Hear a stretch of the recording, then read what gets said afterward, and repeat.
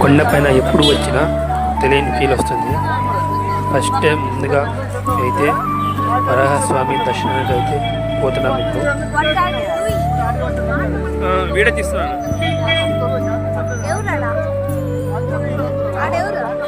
వెంకటేశ్వరం గుడి వరాహస్వామి దర్శనం అయితే చేసుకున్నాం.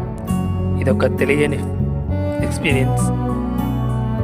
నెక్స్ట్ ఫ్రీ సర్వదర్శనానికి వెళ్ళాలి. ఫ్రీ దర్శనం ఎక్స్పీరియన్స్ చేద్దాం. ఇదైతే మొన్న బ్రహ్మోత్సవాలు జరిగాయి కదా, అప్పుడు చేశారు ఇది.